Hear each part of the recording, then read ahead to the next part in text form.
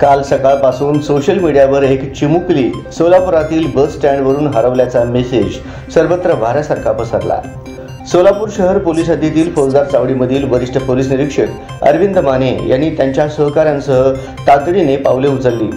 काही तासातच खाकी वर्दीतील बाप माणूस धावल्यामुळे लेक तिच्या पित्याकडे सुपूर्द मिळाली। शुक्रवारी सकाळी सोलापूर बस स्थानकावरून एका 5 वर्षाच्या चिमुकलीला एका अज्ञात महिलेने अपहरण केले असल्याचे निदर्शनाला आले। सोलापुरातील लक्ष्मण साहेबराव शिंदे हे आपल्या पत्नी आणि मुलीसह सोलापूर बस स्टँड येथे आले होते। यावेळेस एका महिलेने अचानक त्या चिमुकलीला सोबत घेऊन एका बसमधून निघून गेल्याचे सीसीटीव्ही फुटेजमधून निदर्शनावरून आले। लातूर ते कल्याण बस असल्याची माहिती समोर आली आहे।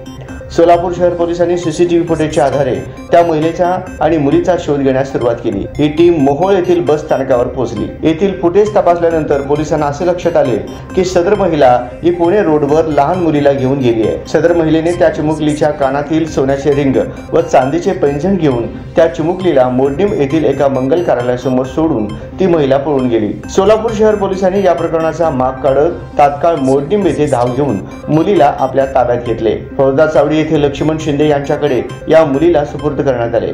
यावेळी शिंदे यांचे डोळे पाणावलेले होते। संपूर्ण जिल्ह्यातून सोलापुरातील फौजदार चावडी येथील अधिकारी आणि कर्मचाऱ्यांचे कौतुक केले जात आहे। संवेदनशील आणि तत्परतेने केलेल्या तपासामुळेच पित्याच्या कुशीत लेक विसावली। सदर कामगिरी सोलापूरचे पोलीस आयुक्त एम राजकुमार यांच्या मार्गदर्शनाखाली वरिष्ठ पोलीस निरीक्षक अरविंद माने, दुय्यम पोलीस निरीक्षक तानाजी दराडे, सहाय्यक पोलीस निरीक्षक शंकर धायगुडे, सहाय्यक पोलीस निरीक्षक रोहन खंडागळे यांच्या मार्गदर्शनाखाली police constable Sudhakar Mane, police constable Ajay Chavan, police constable Amol Kharatmal, police constable Suraj Sonawalkar, police शिपाई सिद्धेश्वर हरिदास बाबर, शिपाई विक्रम उद्धव दराडे यांनी यशस्वीरित्या पार पाडली।